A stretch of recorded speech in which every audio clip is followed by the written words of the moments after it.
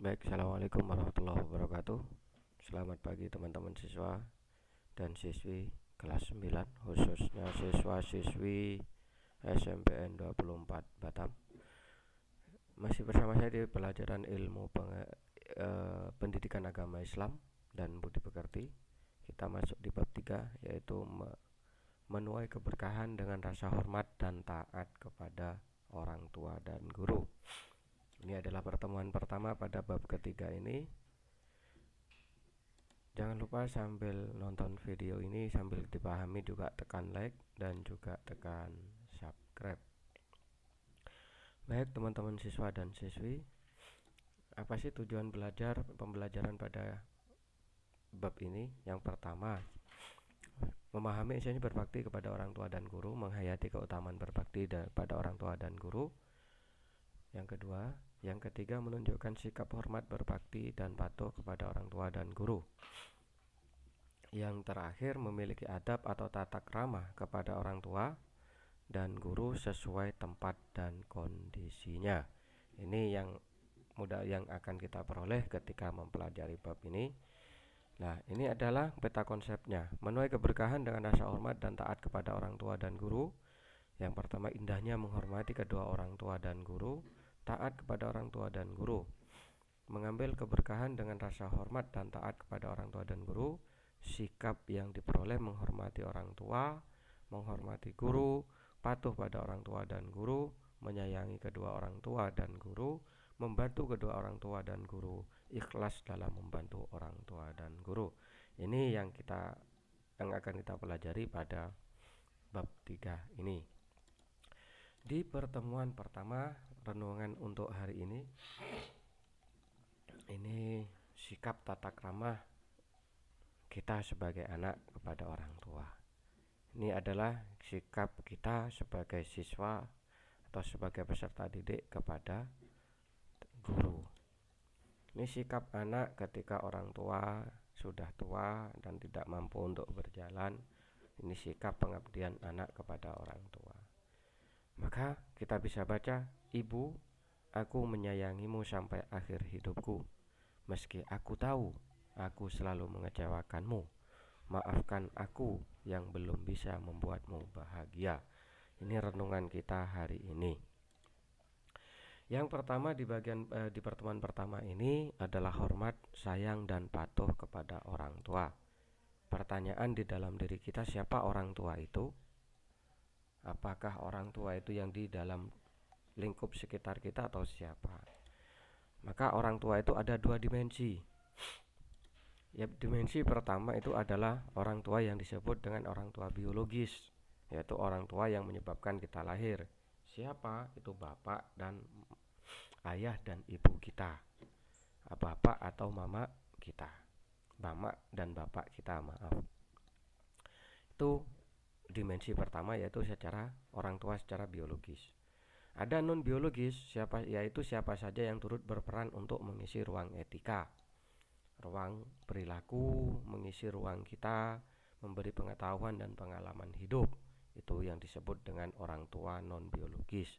Jadi orang yang pernah mengajar, mendidik kita itu adalah bagaikan orang tua, tapi secara non biologis, tapi bagi kita itu tetap orang tua.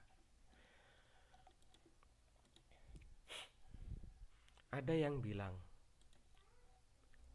seorang ibu bisa merawat dan mendidik 10 orang anaknya. Tapi 10 orang anak belum tentu bisa merawat dan menjaga seorang ibu. Ini ada yang bilang seorang ibu bisa merawat dan mendidik 10 orang anaknya.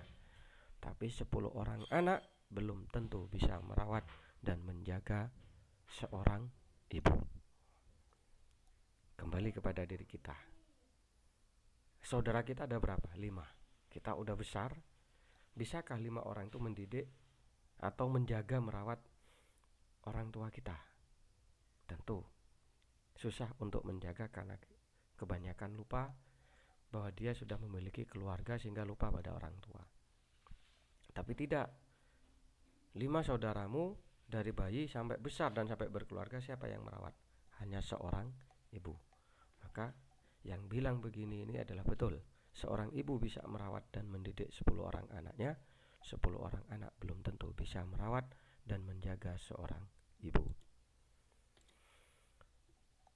Mana orang tua bagi seorang anak? Apa sih sebenarnya, siapa sih orang tua itu? Orang tua itu memiliki kedudukan tinggi di dalam Islam. Setiap anak memiliki kewajiban untuk berbuat baik terhadap orang tuanya. Kasih sayang yang tulus diberikan orang tua tidak akan mampu dibayar dengan uang oleh seorang anak. Oleh karena itu, kasih sayang, perhatian, dan pengorbanan orang tua harus dibalas dengan kebaikan, kasih sayang, dan pengorbanan yang serupa, meski tidak sebanding. Jadi makna orang tua bagi anak, kedudukan orang tua itu dalam Islam itu sangat tinggi. Maka kasih sayang orang tua kepada anak itu tidak bisa dibalas dengan materi. Maka pembalasan yang kewajiban kita membalas dengan cara yang serupa, walaupun itu tidak sebanding kasih sayang diberikan orang tua kepada kita. Jadi keharmonisan dan kebahagiaan hidup sebuah keluarga akan terwujud jika semua anggota keluarga saling menghormati dan menyayangi. Bagaimana? Anak menghormati orang tua, orang tua menyayangi anaknya, seorang adik menghormati kakaknya, dan kakaknya menyayangi adik-adiknya. Sikap saling menghormati dan menyayangi seperti inilah yang harus dibiasakan mulai dari keluarga. Pembiasaan dan penanaman akhlak mulia sejak dari dalam keluarga akan membentuk karakter positif seorang anak. Kalau ingin keluargamu harmonis, sayangi dan hormati. Anak harus bisa menyayangi dan menghormati orang tua. Orang tua bisa menyayangi anaknya. Adik bisa menghormati dan menghargai kakaknya atau abangnya. Kakak harus bisa menyayangi adik-adiknya. Jika dalam keluarga sudah terjadi ini, maka insya Allah dalam keluargamu akan menjadi keluarga yang muncul keharmonisan dan kebahagiaan. Karena penanaman akhlak dari sejak dini ya, dari dalam keluarga itu membentuk karakter positif pada seorang anak. Maka karaktermu di lingkungan masyarakat itu adalah cermin dari karaktermu yang ada di keluargamu. Maka ketika kamu punya karakter naudzubillah negatif, tipe-tipe orang yang tidak memiliki akhlak, berarti di lingkungan keluargamu yaitu juga seperti itu. Lah, kewajiban berbakti kepada orang tua itu memang banyak diterangkan di dalam Al-Quran. Di antaranya dalam surat Al-Isra ayat 23. Wa qada rabbuka alla ta'budu illa iyyah wa bil walidaini ihsana imma yablughanna indakal kibara ahaduhuma aw kilahuma fala taqul lahumā uffin wala tanharhuma wa qul lahumā qaulan karima. Dan Tuhanmu telah memerintahkan agar kamu jangan menyembah selain Dia, yaitu selain Allah, dan hendaklah berbuat baik kepada ibu bapak. Jika salah seorang di antara keduanya atau kedua-duanya sampai berusaha lanjut dalam pemeliharaanmu, maka sekali-kali janganlah engkau mengatakan kepada keduanya perkataan dan janganlah engkau membentak keduanya dan ucapkanlah kepada keduanya perkataan yang baik. Quran surat Al-Isra ayat 23. Apa maksudnya? Kewajiban berbuat baik pada ibu bapak itu terkata dengan kemudian haruslah lemah lembut. Hanya mengucapkan kata kepada orang tua begitu saja itu sudah dilarang, apalagi kita membentak dan memaki kedua orang tua. Ya. Bilang itu saja sudah dilarang di dalam agama, apalagi berkata yang kasar, memperlakukan yang kasar, yang melebihi dari itu. Ketika kita dinasihati orang tua, dengarkan baik-baik, jangan memotong pembicaraan. Kita berusaha menampilkan sikap terbaik supaya kedua orang tua merasa dimuliakan. Nasihat-nasihat tersebut kita laksanakan dengan sebaik-baiknya. Kita sebagai anak itu harus patuh kepada kedua orang tua. Jangan pernah mengucapkan kata apalagi membentak saja, itu Allah melarang. Apalagi membentak dan berkata kasar. Ini hadis Rasulullah. Dari Ibnu Mas'ud, seorang sahabat Rasul bertanya, "Wahai Rasulullah, siapakah yang lebih berhak aku pergauli dengan baik?" ibumu. Kutanyakan lagi, lalu siapa lagi ya Rasulullah? Beliau menjawab, ibumu. Aku bertanya lagi, siapa lagi ya Allah? Ya Rasulullah, beliau menjawab, ibumu. Aku bertanya lagi, siapa lagi? Beliau baru menjawab, kemudian barulah bapakmu. Kemudian kerabat yang terdekat di, kemudian kerabat yang paling terdekat yang terdekat. Artinya apa? Kemuliaan orang tua terdahulu kita lakukan, memuliakan kedua orang tua, terutama seorang ibu, baru seorang bapak, artinya kedua orang tua kita, baru kerabat-kerabat dekat dari keluarga kedua orang tua kita. Kadangkala kita lupa, orang lain dianggap saudara, kita lupa dengan saudara sendiri karena terpengaruh sebuah materi. Padahal sebenarnya anjuran Rasulullah, kedua orang tua dulu diperlakukan dengan baik dan dimuliakan, baru keluarga terdekat. Siapa keluarga terdekat? Keluarga dari kedua orang tua kita. Nah, tetapi ada batasan seseorang itu berbakti kepada orang tua. Kapan? Selama nasihat atau perintah orang tua itu tidak bermaksiat kepada Allah. Dalam surat Al-Luqman, wa in jahadaka ala an tusyrika bi ma laysa laka bi ilm fala tuti'huma wa shahibhuma fid dunya ma'rufa.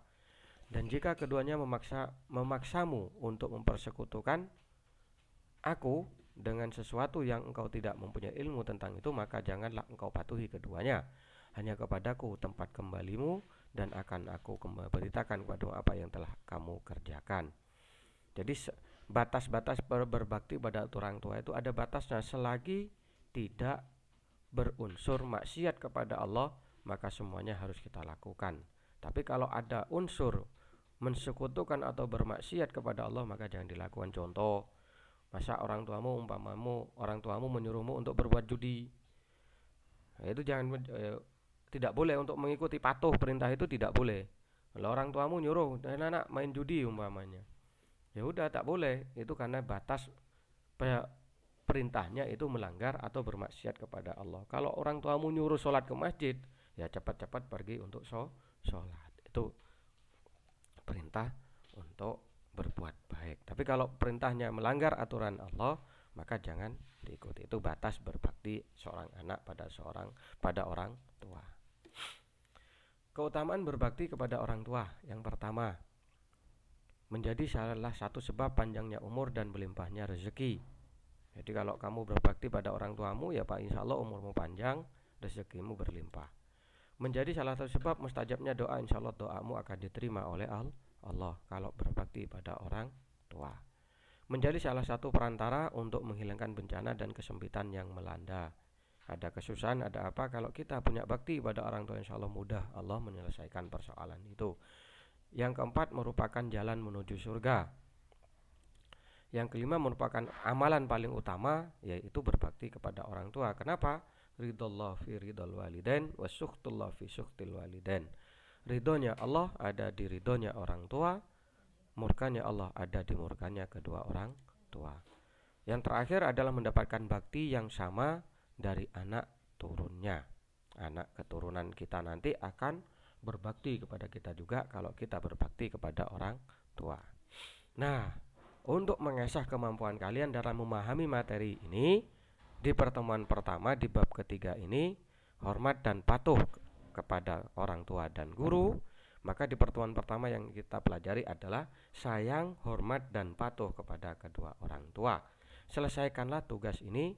Yang pertama, adab apa yang harus kita lakukan saat orang tua kita masih hidup.